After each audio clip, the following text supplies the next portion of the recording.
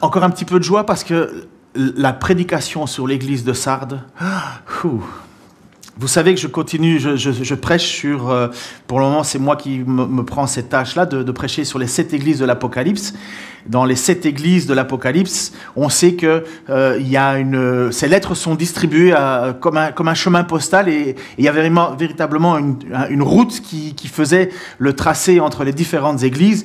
La semaine passée, nous étions à Thyatire, et là, aujourd'hui, nous sommes à Sardes, et ça va continuer pour passer par Philadelphie, et puis pour terminer sur Laodicée. Mais ça sera pour les semaines suivantes. L'église de Sardes est une église dont vous savez, en fait, vous connaissez Sardes sans le savoir. On est riche comme qui? Crésus était roi de Sardes. Quand vous gagnez au loto, vous gagnez la rivière Pactole était à Sardes.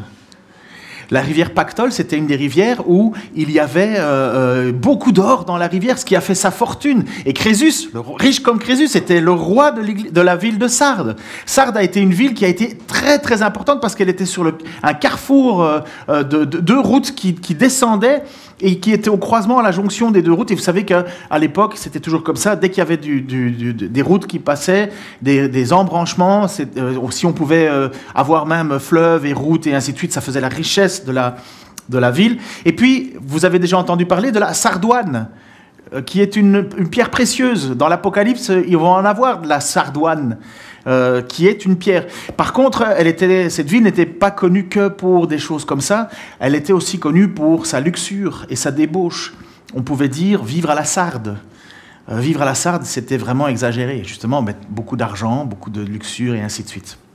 Et elle n'avait pas une bonne réputation, cette église, cette ville. Elle a eu plusieurs mouvements. Et quand l'apôtre Jean va écrire sur l'église de Sardes, en fait, quand il abordera l'église de Sardes, l'église elle a perdu sa superbe au détriment des villes d'Éphèse, qui est devenue beaucoup plus importante. Il y avait des temples, il y avait un temple d'Artémis, bien entendu, il y a beaucoup de temples là-bas, mais il y avait aussi un temple autrefois à l'empereur, mais cette ville de Sardes a eu beaucoup de tremblements de terre, et le temple qui était dédié à l'empereur, à cause du tremblement de terre, a été détruit plusieurs fois, mais la dernière fois qu'il avait été détruit, ils ont demandé, comme nous, ont demandé un permis de construire. Ils ont demandé le permis de construire le temple à l'empereur, parce qu'ils adoraient l'empereur, et on leur a refusé ce temple au profit d'Éphèse. Ils n'ont pas reçu le permis, puisque la ville avait perdu de sa superbe. Et donc, vous savez que les empereurs, ils n'allaient pas se mettre n'importe où, ils allaient là où il y avait le plus de magnificence pour élever leur nom, et c'est là qu'ils allaient. Et donc c'est comme ça que petit à petit l'église de Sardes, la ville de Sardes a perdu de sa puissance, de sa renommée, mais elle en a encore, et il y a une communauté qui est présente. Et d'ailleurs, une chose qu'on a découvert aussi, c'est que la ville à côté du temple, à côté d'un bain, parce qu'il y avait des bains publics, il y avait et en même temps un lieu de sport et compagnie, une espèce de grand gymnase. Il y avait la plus grande synagogue en dehors d'Israël. Il y avait une communauté juive très très importante à Sardes. Ça, on l'a appris aussi, puisque, si vous lisez dans les textes, vous allez voir que les rapports à Sardes existaient avec les Juifs. Donc tout ça pour faire comprendre ce qui va se passer. C'est une église qui n'a pas été persécutée. Apparemment, il n'y a pas de texte qui nous montre, ou bien en tout cas quand Jésus écrit à cette église, il n'y a pas de persécution, et c'est bien là son problème. C'est une église qui s'est accommodée de la vie dans laquelle elle était, dans la ville et des mœurs dans laquelle elle était. Elle n'avait pas envie d'avoir de conflit. Finalement, elle se détournait de Dieu pour se tourner vers une espèce de vie comme les autres. On était d'accord avec la débauche, c'est pas grave, c'est dans ton cœur qu'il faut avoir, dans ton corps, c'est pas très grave. Et finalement, cette ville n'a jamais été en conflit parce qu'elle ne s'est jamais vraiment battue pour ses convictions. Vous savez, il y a des églises aujourd'hui, moi je me souviens un jour, j'avais été j'étais avec un couple ici, de personnes de même sexe qui vivaient ensemble, et ils me disaient « Ah, vous les protestants, vous êtes d'accord avec tous les... » Je dis « Non. » Mais vous savez, j'ai rien dit. Mon but, c'est qu'ils vivent comme ils veulent, ça c'est leur problème. Mais vous voyez, c'était cette idée-là. À Sardes, l'Église était d'accord avec tout. Et le monde les trouvait cool. Peut-être pas Jésus. C'est exactement ce qui arrive dans cette église où Jésus va leur écrire une lettre qui est terriblement dure. Terriblement dure, parce que d'habitude, Jésus commence avec un discours positif. Il y a quelque chose d'agréable, il va louer. Là, il ne va pas les louer. Il va commencer, je vous lis ce passage.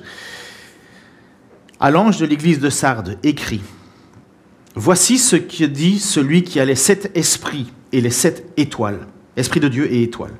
Je connais ta conduite, je sais que tu passes pour être vivant, mais tu es mort. Deviens vigilant, raffermis ceux qui restent et qui étaient sur le point de mourir, car je n'ai pas trouvé ta conduite parfaite devant mon Dieu. Rappelle-toi donc comment tu as reçu et entendu la parole. Obéis et change, car si tu n'es pas vigilant, je viendrai comme un voleur et tu n'auras aucun moyen de savoir à quelle heure je viendrai te surprendre. Cependant, tu as à Sardes quelques personnes qui n'ont pas sali leurs vêtements.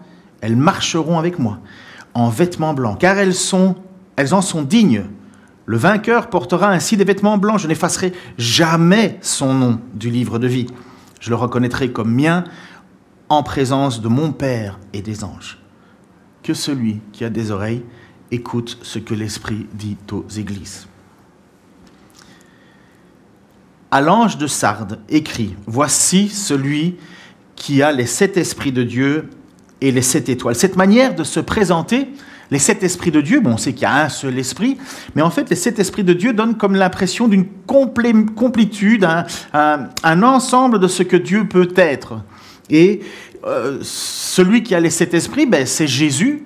C'est pas qu'il n'y a pas 7 esprits qui voyagent, c'est l'idée de capacité. Et nous le voyons, en fait, dans Ésaïe, chapitre 11, versets 1 à 3, où il y a cette annonce prophétique de ce Jésus qui va venir, enfin de ce Messie qui va venir, qu'on saura par la suite que c'est Jésus. Un rameau poussera sur le tronc d'Isaïe, un rejeton naîtra de ses racines et portera du fruit. L'Esprit de l'Éternel reposera sur lui, et cet Esprit lui donnera discernement, sagesse, donc esprit de discernement, esprit de sagesse, le conseil et la force. Il lui fera connaître l'Éternel, donc esprit de connaissance, et s'attacher à lui. Son plaisir sera d'obéir à l'Éternel. Il ne jugera pas d'après les apparences et n'arbitrera pas d'après des ouï-dire. Il ne jugera pas d'après les apparences et il n'arbitrera pas d'après des ouï-dire. Bref, les 7 étoiles étant les messagers. Alors on ne sait pas trop, est-ce que ce sont des évêques, est-ce que ce sont les responsables de l'église de l'époque, ou bien est-ce que ce sont des anges, pas facile de savoir. En tout cas, c'est des porte-paroles, puisque l'ange était un porte-parole. Alors est-ce que c'est l'évêque en place, l'épiscopos, donc le responsable de l'église, ou bien est-ce que c'est un ange qui siège au-dessus de l'église? Peu importe, l'idée c'est qu'il y a un message qui est transmis à la communauté par l'intermédiaire de cet ange. Donc Jésus a du discernement. Il est présenté comme ça, il se présente comme ça à cette église. Je connais tout, je sais tout, j'ai du discernement, j'ai de la sagesse, j'ai de la force. Je ne juge pas selon les apparences et je ne juge pas selon les ouï-dire. Je sais exactement qui tu es. Et c'est pour ça qu'il va dire, Apocalypse 3:1, je connais ta conduite, je sais que tu passes pour être vivant, mais tu es mort. Je sais que tu passes pour être vivant, mais tu es mort. Qu'est-ce que ça peut être comme explication de la part de notre Seigneur, ça? Je sais que tu passes pour être vivant. Qu'est-ce qu'une église vivante aux yeux du monde et qui ne l'est pas pour Jésus? Parce que c'est bien ça que Jésus est en train de parler à cette église lorsqu'il annonce. Il dit, les gens pensent que tu es vivant. On voit plein de choses, on pense que tu as l'air d'être hyper dynamique, mais à mes yeux, tu es mort. C'est incroyable quand même, celui qui a du discernement. Jésus qui ne juge pas selon les fausses apparences. Il déclare clairement, tu passes et tu es mort. Tu es mort. Tu es morte. Pourtant, ça a l'air d'être dynamique. Vous savez, je pourrais, honnêtement, d'expérience et maintenant de temps, on sait très bien ce qu'est une église vivante et une église morte. On pourrait citer des noms, je pourrais en citer plein d'églises qui sont mais bondées.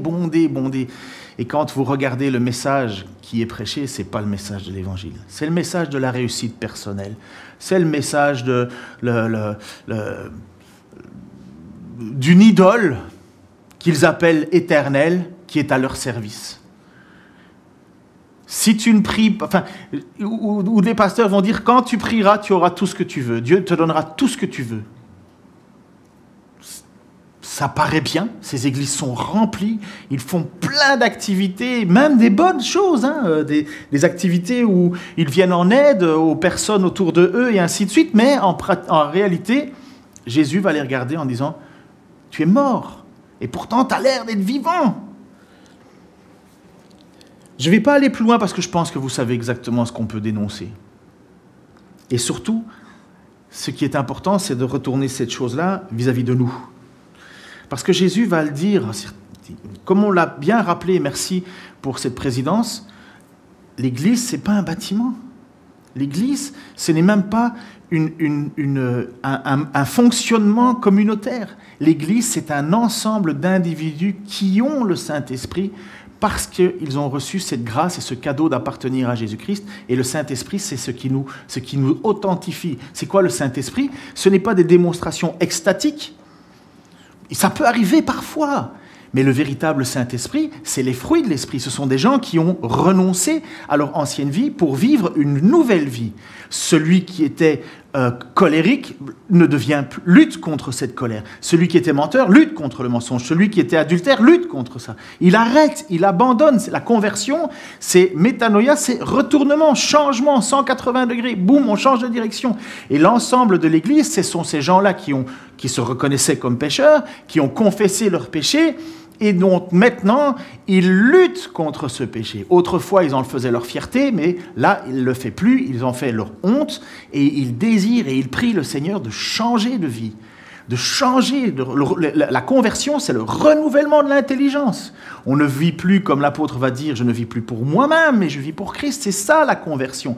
Et la marque de l'esprit, la véritable marque de l'esprit d'un chrétien, ce n'est pas quelqu'un qui d'un côté va dire, moi je parle en langue tous les dimanches et je fais tout plein d'histoires. Chacun est libre de faire ce qu'il veut, mais je ne crois pas que c'est comme ça que Dieu va parler. Ce qui est un esprit, un chrétien qui a la marque de l'esprit, c'est quand il voit son frère être dans la misère, il va l'aider. Quand il est sur la tentation de lutter contre le péché, quand il va céder au péché, il dit non, Dieu ne veut pas. Il ne vole pas, il ne ment pas, il ne triche pas. On l'a lu, je l'ai fait. Mais ça, c'est la preuve du Saint-Esprit, parce que c'est une force qui nous pousse à lutter contre nos mauvais désirs, nos mauvais penchants. Parce que l'amour, le fruit de l'Esprit, c'est ça.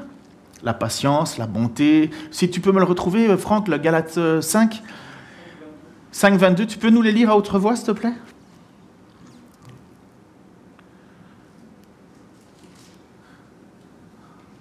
Tu n'auras pas de micro, mais David va faire ça au montage. À haute voix, mon ami. Le souffle de l'esprit, ça. Mais le fruit de l'esprit, c'est l'amour, la joie, la paix, la patience, la bonté, la bénignité, la fidélité, la douceur, la tempérance. La loi n'est pas contre ces choses. Merci beaucoup. Voilà les fruits de l'esprit. Voilà ce qui est manifesté dans le cœur d'un chrétien. On n'est pas parfait, mais voilà la direction. Voilà la lutte. Voilà maintenant notre nouvelle identité qui, autrefois, ne faisait pas ça, ou en tout cas pas pour la gloire de Dieu, et maintenant on le fait pour la gloire de Dieu. Et donc, Jésus va nous dire, et nous le dit à travers ce texte-là, regarde-toi, quelle est l'apparence? Quelle apparence tu as? Qu'est-ce que les gens voient? Et qu'est-ce que moi, Seigneur Jésus-Christ, je vois en toi? Et je peux vous le dire, c'est la lutte de tout chrétien. Qui n'a jamais arrivé au culte un dimanche matin avec un sourire, mais dans la bagnole, ça s'engueulait à fond la caisse?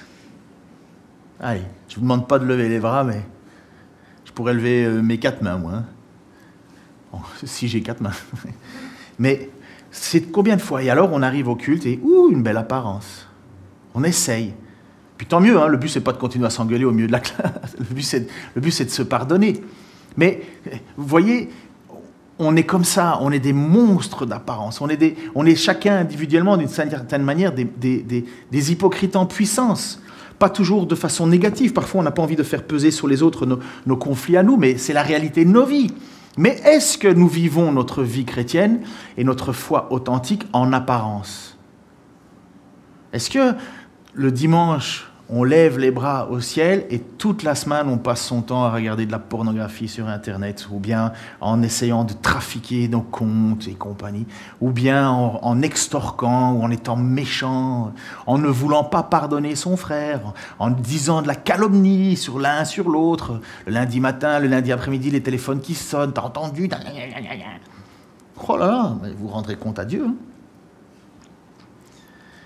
Parce qu'il y a toujours une raison de se plaindre. Mais voilà, comment voit Jésus notre vie? Et c'est important, hein, je vous ai dit, l'église de Sardes, c'est dur, mais c'est essentiel de le faire. Parce qu'à un certain moment, Jésus va nous dire quelque chose, dans Matthieu 7, 21, 23, il va dire, attention, il ne suffit pas pour rentrer dans le royaume des cieux, il ne suffit pas de me dire, Seigneur, Seigneur, il faut accomplir la volonté de mon Père céleste. Au jour du jugement, nombreux sont ceux qui me diront « Seigneur, Seigneur, nous avons prophétisé en ton nom, nous avons chassé des démons en ton nom, nous avons fait beaucoup de miracles en ton nom. Je le déclarerai alors, je ne vous ai jamais connu. Allez-vous-en, vous qui pratiquez le mal. » Personne n'a envie d'entendre ça, hein? Personne d'entre vous n'a envie d'entendre cette parole dite comme ça, en pleine face. Je ne te connais pas. Et pourtant, le texte de l'Écriture nous montre que c'est des gens qui ont été actifs. Ils ont été actifs puisqu'ils ont dit « nous avons prophétisé, nous avons parlé, nous avons annoncé en ton nom, nous avons chassé des démons en ton nom, nous avons fait beaucoup de miracles en ton nom. » Et Jésus dit « je ne vous connais pas. C'est vrai, vous faites tout ça, mais vous n'avez aucune relation avec moi. » Et ça, c'est la difficulté et en même temps le cœur de la vie chrétienne. Le cœur de la vie chrétienne, c'est la manière dont tu es attaché à ton Seigneur dans le silence de ta chambre. Comme où Jésus va dire, mais il y en a qui prient devant tout le monde et à grande voix, waouh, ils prient super bien. Et Jésus dit, mais toi, quand tu fais ça, va dans la chambre et ton Père qui est dans le secret t'écoute. Sous-entendu, celui qui a fait sa grande prière, ben, il n'a rien d'autre que les gens qui l'ont entendu, qui applaudissent. Mais Dieu dit, j'ai rien entendu. Je ne te connais pas. Et vous voyez, cette église, malheureusement, à Sardes, cette église, à l'époque, eh ben, elle avait tout ça comme problème. Elle apparaissait comme étant une église vivante, elle paraissait comme étant une église forte, puissante, aucun problème, certainement beaucoup de richesses, beaucoup d'activités. Mais quand Jésus passe et la regarde, elle dit, mais tu es morte. Tu es morte. Et il va alors annoncer cette parole, il va leur dire, verset 2, chapitre 3, verset 2, « Deviens vigilant !» Raffermis ceux qui restent et qui étaient sur le point de mourir, car je n'ai pas trouvé ta conduite parfaite devant mon Dieu. Deviens vigilant, raffermis. Mais comment on fait ça à part un réveil spirituel? C'est impossible de décider de devenir vigilant. C'était impossible de dire, bon, maintenant je vais faire plus attention. En fait, s'il n'y a pas une véritable conversion de cœur, s'il n'y a pas une véritable repentance, si on ne tombe pas à genoux de manière physique ou imagée, mais si on ne tombe pas à genoux devant Dieu en disant, Seigneur, pardon d'avoir fait semblant, pardon d'avoir essayé d'être ce que je ne suis pas. Je n'y arrive pas, je te demande pardon. Je veux être authentique avec toi, je veux être transparent avec toi. Je veux arrêter de faire semblant parce que de toute façon, je ne peux pas te tromper. Eh bien voilà, c'est ça devenir vigilant, devenir se réaffermir. Il va nous donner encore une autre clé de compréhension. Mais vous savez, et ça c'est l'histoire, qui a connu l'histoire de Samson ? Voilà, normalement vous devez connaître l'histoire de Samson. Merci Pascal d'avoir levé la main. Mais je suis sûr que beaucoup ont déjà lu l'histoire de Samson. Allez, l'homme avec énormément de force, qui avait sa force dans ses cheveux, vous vous souvenez? Eh bien, Samson, en fait, sa force, c'était vraiment ses cheveux, à votre avis? Je peux vous dire qu'un chauve est aussi fort qu'un gars à longs cheveux, hein. Non, mais c'est parce qu'il y avait une promesse qui avait été faite lors de la naissance, un vœu, comme quoi Samson ne prendrait pas d'alcool, ni de boissons alcoolisées, ni de fruits de la vigne, enfin bref, et il avait fait un vœu qu'on appelait, entre guillemets, le vœu naziréa. Et enfin, c'était surtout sur sa mère. Et il ne fallait pas que la lame coupe ses cheveux. C'était en fait une obéissance. Et à un certain moment, lui, il faisait n'importe quoi, attention, parce qu'il allait une fois épouser l'une, une fois épouser l'autre. Enfin bref, il courait les filles, il est allé voir les prostituées, il s'est fait avoir, enfin bref, plus d'une fois. Mais comme il était fort et puissant, il cassait la figure à tout le monde. Et en même temps, c'était Dieu qui l'utilisait pour accomplir un jugement contre les Philistins. Parce que les Philistins étaient des oppresseurs. Mais si vous lisez le livre des Juges, il dit toujours, c'était au temps où il n'y avait pas de roi en Israël et chacun faisait ce qui lui semblait bon. Les gens vivaient n'importe comment. Et Samson arrive comme un juge, mais il n'est pas une bonne personne.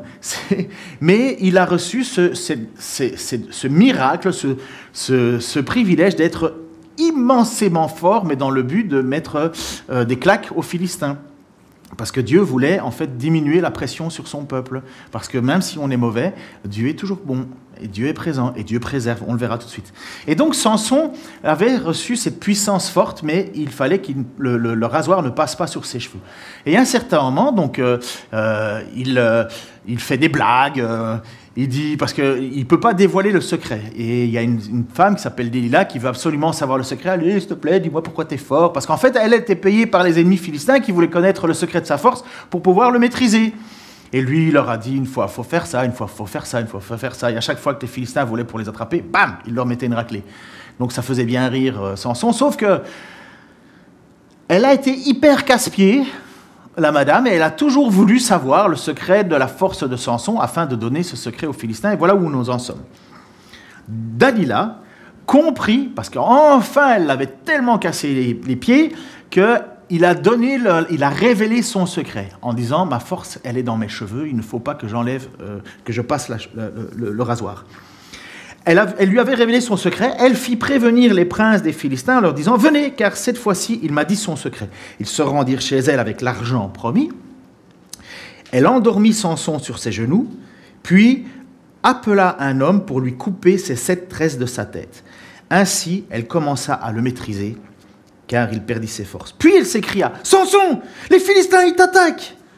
Il se réveilla de son sommeil et dit « Je m'en tirerai comme les autres fois, et je me dégagerai. » Et voilà certainement pour l'église de Sardes, mais il ne savait pas que l'Esprit de l'Éternel s'était détourné de lui. Les Philistins se saisirent de lui, lui crevèrent les yeux, puis l'emmenèrent à Gaza, le ligotèrent avec une double chaîne de bronze, et lui firent tourner la meule à grains dans la prison. Voilà l'histoire, une histoire pour montrer ce que c'est que quelqu'un qui vit en la pensant avoir la puissance de Dieu et qu'elle est déjà disparue. Et voilà l'histoire de Sardes, cette église qui fait beaucoup de choses, tu parais vivante, mais en fait l'Esprit de Dieu n'est plus là. Il n'y a plus. Tu es morte. Et c'est pourquoi Jésus va rappeler cette phrase. Et je pense, je ne sais pas où vous en êtes dans votre vie, on voit les fruits de votre... Nous, ce qu'on voit, c'est les fruits de votre sanctification. Si vous êtes désagréable, si vous êtes pingre, si vous êtes calomniateur, ça ne témoigne pas trop en faveur de votre sainteté. Par contre, si on vous voit généreux, actif, ça témoigne déjà un peu plus, mais le texte nous dit que ce n'est pas tout, puisqu'on peut paraître vivant, mais être mort à l'intérieur. Et donc cet avertissement, il est à celui qui est refroidi, tout à celui qui se croit être debout. Et Jésus va nous donner finalement la recette pour revenir, ce qu'il faut faire. Et il va dire, verset 3a, « Rappelle-toi donc comment tu as reçu et entendu la parole. » Et Jésus, il veut qu'on change. Son but, ce n'est pas de nous faire mourir. Son but, c'est de nous ramener à lui. Et qu'est-ce qu'il dit? C'est un impératif, 2 impératifs. Obéis et change. Rappelle-toi. Vous savez, je ne sais pas comment vous avez entendu la parole de la vérité pour la première fois de votre vie. Qu'est-ce qu'elle a fait dans votre vie?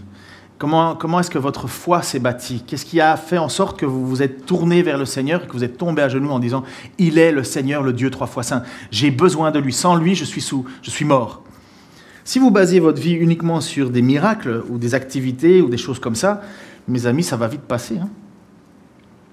Si vous basez votre conversion sur la compréhension de ce que vous étiez devant Dieu, là, ça va tenir. Mais si c'est juste parce que Dieu vous a guéri d'une maladie, il peut le faire. Moi, je ne doute pas que Dieu peut guérir.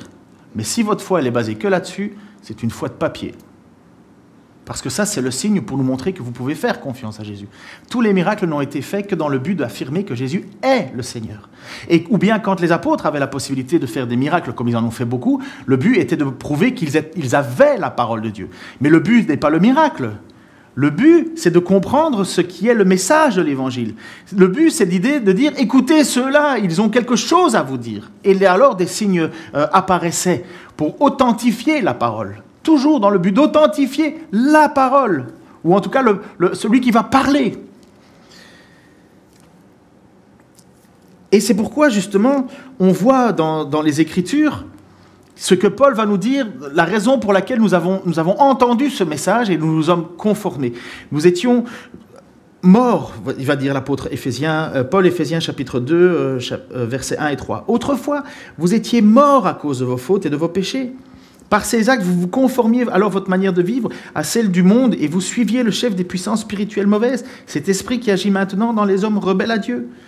Nous aussi, nous faisions autrefois tous partie de ces hommes. Nous vivions selon nos désirs d'hommes livrés à eux-mêmes et nous accomplissions tout ce que notre corps et notre esprit nous poussaient à faire. Ainsi, nous étions par nature destinés à subir la colère de Dieu comme le reste des hommes. Voilà ce que Paul va définir ce qu'est un homme avant une conversion. Que tu sois juif ou non juif, nous étions tous destinés à la colère de Dieu, parce que nous étions morts spirituellement. La guérison physique, magnifique, amen, je ne demanderai pas mieux, moi. Mais ce n'est pas ça qui va faire en sorte que je sois sauvé. C'est parce que je dois me rendre compte que je suis pécheur devant Dieu, que je suis privé de la gloire de Dieu, et que sans cette gloire de Dieu, je ne pourrais pas être dans sa présence. Et c'est pour ça qu'il faut que Christ vienne et me sauve. Et voilà le message à un certain moment. Et les faux semblants, les fausses apparences de cette église de Sardes, si elle n'obéit pas, si elle ne revient pas à l'origine de sa conversion, à l'origine de son appel, eh bien c'est du vent. Mais voilà pourquoi, souviens-toi, rappelle-toi donc comment tu as reçu et entendu la parole. Moi, je me souviens exactement de la manière dont j'ai accepté Christ dans ma vie. Je m'en souviens, j'espère vous aussi. J'espère que vous aussi, c'est pas naturel, c'est surnaturel. C'est une grâce que Dieu nous a faite. C'est une grâce qui vous ait donné la foi de répondre à sa parole. C'est une grâce qui vous ait fait comprendre ce qui n'est pas normal. N'oubliez pas, pour les Juifs, la croix c'est un scandale, et pour les Grecs c'est une folie. C'est une folie dans le sens, mais c'est débile un Dieu qui meurt. Mais pour nous c'est une puissance, mais c'est un message qu'on a entendu, vous comprenez? Et c'est ça que l'église de Sardes, elle a oublié. Elle était certainement partie dans plein d'activités, ceci, cela, et Jésus dit, mais t'es mort, parce que tu ne sais plus pourquoi t'es sauvé. Voilà la base qui donne l'autorité à Jésus de dire « obéis et change ». Et puis surtout parce que Jésus prévient qu'il va venir juger. Car si tu n'es pas vigilant, Apocalypse 3.3, verset B, « car si tu n'es pas vigilant, je viendrai comme un voleur et tu n'auras aucun moyen de savoir à quelle heure je vais te surprendre. » Je vais venir comme un voleur. Alors, il y a beaucoup de bourguignons ici, bourguignons d'adoption, mais des bourguignons. Ok, si je vous dis, je vais venir au milieu de vous lorsque vous aurez les mains en l'air, lors de vos repas, pendant vos bancs. Vous pensez quoi? Les mains en l'air, pendant vos repas? Eh, les bourguignons, là. Alors, qu'est-ce que je fais? Qu'est-ce qu'on fait quand on fait ça? N'aie pas peur, vas-y. Là. Eh, je suis même pas bourguignon, moi, ça va ou quoi? Donc, tout le monde connaît normalement le banc bourguignon. Vous connaissez, c'est quelque chose de connu. Enfin, en tout cas, apparemment pas tant que ça. Mais, ou bien ça fait longtemps que vous n'avez pas été invité à une fête. Mais aux hospices de Beaune, quand ils vendent leur vin, les gens viennent un peu partout et tôt ou tard, pouf, tout le monde les met en l'air. Allez, là. Et bref, c'est connu. Eh bien, quand Jésus parle à l'église de Sardes, attention parce que je vais venir comme un voleur. Ils savent très bien ce que Jésus est en train de dire. Sardes est construit sur une colline, enfin la muraille de Sardes. Et il était mis sur une colline en fait avec une partie qui était vraiment au bord de la falaise. 350 mètres de falaise, avant d'aller l'attaquer avec tes armes et compagnie. Je ne sais pas si vous avez déjà monté à pic 350 mètres. C'est costaud. Donc, ils avaient construit cette falaise, cette construction, ce fort, je ne sais même pas comment on dit, cette ville fortifiée, ils l'avaient mis au bord de la falaise, comme ça, ils ne devaient pas protéger ce côté-là, et ils s'étaient concentrés sur la colline qui montait vers la falaise, vers le haut. J'aurais peut-être dû mettre une photo, bref. Et donc, ils n'ont pas protégé ce côté-là. Si bien que 2 fois, non pas une fois, mais 2 fois dans l'histoire, la ville de Sardes a été attrapée de cette manière par un voleur, par un soldat qui est monté par cette falaise. Et il n'y avait même pas de garde. Ils n'avaient pas mis de garde. Le gars, il est rentré, il est allé ouvrir la porte, parce que la ville était assiégée. Et donc, il est rentré, un peu comme le cheval de Troie, il est rentré, il a ouvert la porte et pouf, la ville était assiégée. Non pas une fois, mais 2 fois. Alors, pour étaler ma culture, je peux vous le dire, ça s'est passé une fois par le Cyrus de Perse en 546 avant Jésus-Christ et en 246 par les hommes d'Antiochus III. Elle s'est fait attaquer. Donc, quand Jésus dit à la ville de Sardes, et c'était connu, attention, sois vigilant parce que je viendrai comme un voleur, tu ne seras pas à quel moment? Sardes. C'est 2 fois qu'ils se sont fait avoir comme ça, sans prendre garde. Il parle à ce subconscient de cette communauté en disant, ça vous est déjà arrivé, ça peut encore vous arriver. Je vais venir au moment où tu ne peux pas savoir, où tu ne peux pas préparer. Donc il n'est pas question, comme j'ai déjà entendu, j'ai déjà discuté avec des amis qui étaient à l'église quand ils étaient jeunes et compagnie, ils ont entendu le message, ils n'étaient pas forcément contre, mais pas pour. Et puis instantanément, en fin de soirée, on se dit, mais toi, Dieu, tu voudrais pas revenir à Dieu? Oh si, mais plus tard. Je reviendrai à l'église plus tard. Ça veut dire quoi, ça? Jésus dit, tu sais même pas quand je reviens. Et peut-être que cette église était dans cette idée-là. Un jour, je mettrai ma vie en ordre. Non, Jésus est en train de le dire, c'est maintenant. C'est maintenant. On a le regret d'apprendre, et je pense que c'est une des raisons... Enfin bref, vous savez qu'on aide une église au Burundi.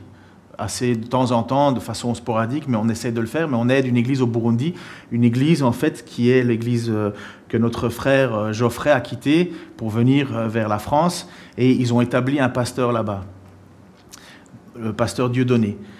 Son épouse est décédée il y a quelques jours, le 22 je crois, comme ça, pouf. Elle laisse 4 ou 6 enfants je crois, et le pasteur est comme ça. Elle est décédée, sans raison. Enfin, donc là, je ne la connais pas. Mais inopinément, c'est tout ce que j'ai vu dans le faire-part. C'est une femme qui était très engagée dans l'Église et très engagée au-delà de l'Église, mais elle n'a pas pu prévoir, non, elle n'a pas pu prévoir. Je prie le Seigneur pour sa famille, pour ses amis, mais elle n'a pas pu prévoir. Avec les vagues de Covid, combien sont ceux qui sont rentrés à l'hôpital et qui n'en sont pas ressortis, en plus, on ne va même pas aller les visiter. Les 4 jeunes qui sont morts récemment dans un accident de voiture, vous imaginez les parents qui attendent les enfants? Et puis tu ne les reverras plus. Et nous, notre vie chrétienne, à quel moment on sait quand le Seigneur va nous reprendre ou quand le Seigneur va arriver? Il nous dit, attention, je viendrai comme un voleur. Et cette église de Sardes, voilà ce que Jésus dit pour motiver cette église de Sardes à prendre au sérieux les paroles. Attention, je vais venir comme un voleur, comme c'est déjà arrivé dans ton histoire. Tu ne t'es pas attendu, tu croyais que tu étais parfaite, mais tu ne l'étais pas. Et alors la bonne nouvelle, et c'est ce que je crois, cependant tu as à Sardes quelques personnes qui n'ont pas sali leurs vêtements.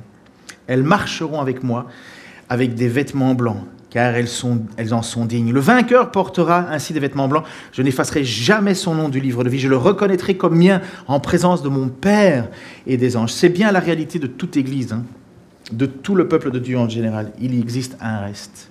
Il y a toujours un reste. Un reste qui, malgré l'ambiance, sont de leur côté vigilants. Ils ne se laissent pas embarqués dans la pensée du monde et de mélanger. Non, ils veulent faire ce qui est pour eux important, c'est d'obéir et d'être vigilants. Ils veulent obéir à Jésus et ils veulent être vigilants. Ils ne font pas comme les autres, ils ne veulent pas se salir. Et Jésus les connaît. Et plus que ça, Jésus leur promet de marcher avec eux, de porter des vêtements blancs. Ça veut dire avoir une dignité donnée par Jésus-Christ. Jamais ils ne seront retranchés du livre de vie. Jamais. Et ils seront reconnus comme étant appartenant à Jésus. Mais vous vous imaginez, par la foi, celui qui persévère, à un certain moment, il va se retrouver devant Dieu, devant les anges, et Jésus va dire, il m'appartient.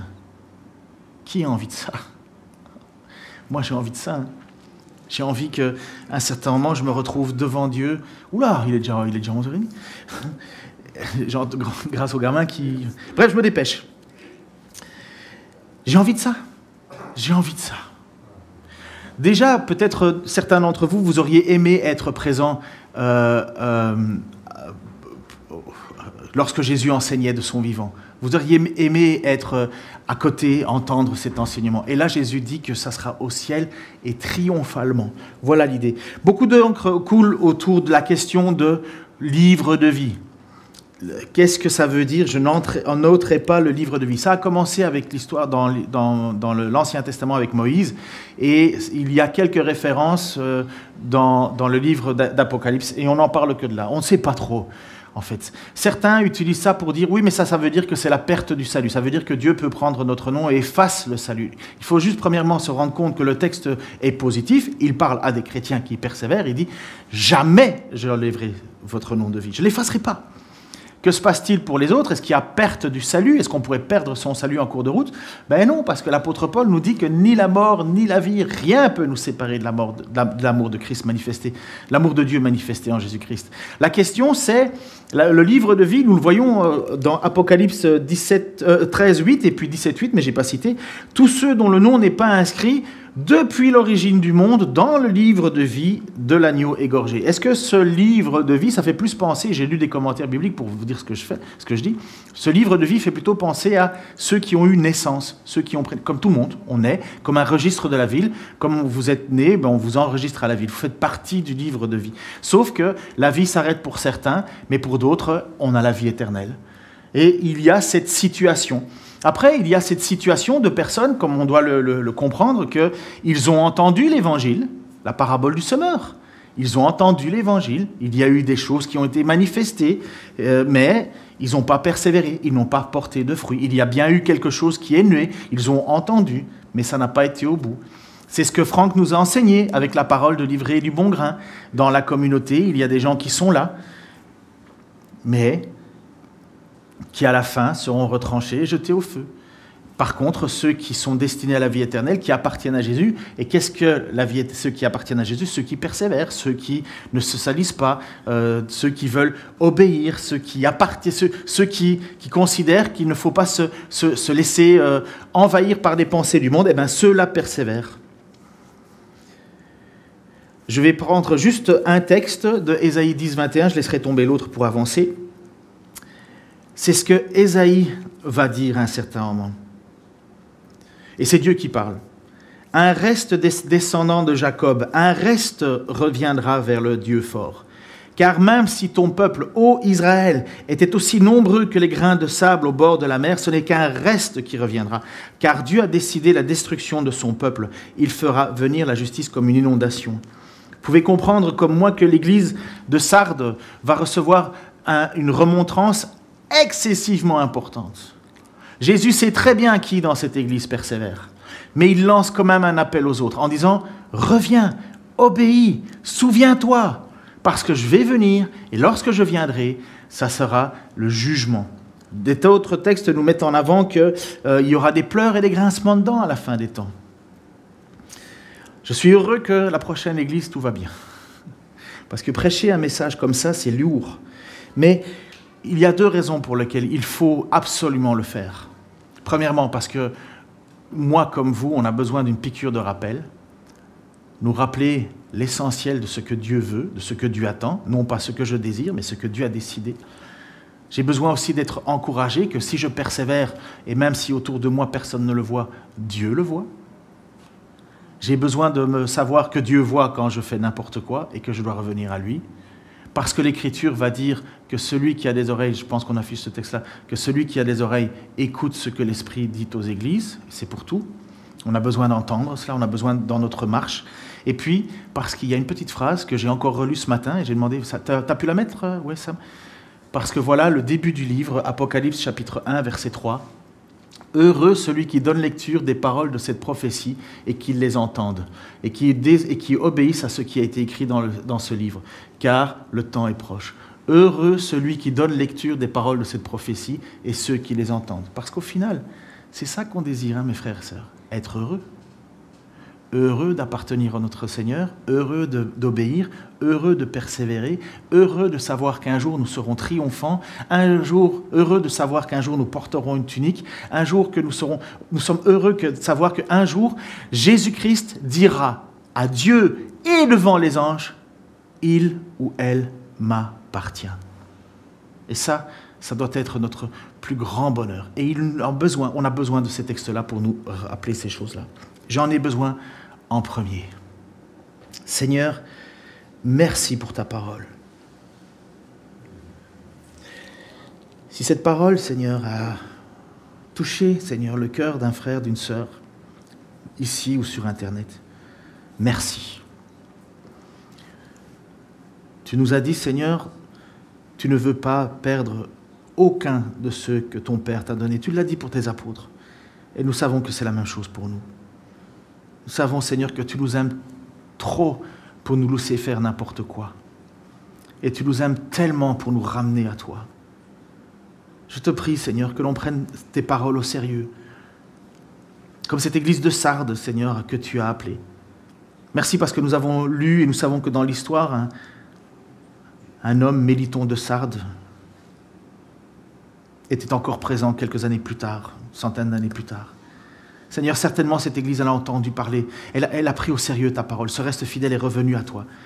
Et je te prie pour moi, pour nous, et maintenant nous qui allons passer un nouveau cap, Seigneur, je te prie que nous puissions prendre toutes ces occasions pour reprendre un pas authentique et sûr avec toi. Et que nous ne nous nourrissions pas d'apparence, mais de vérité et d'authenticité. Moi en premier, Seigneur, moi en premier, afin que nous puissions, Seigneur, être heureux. Dans le nom de Jésus-Christ. Amen.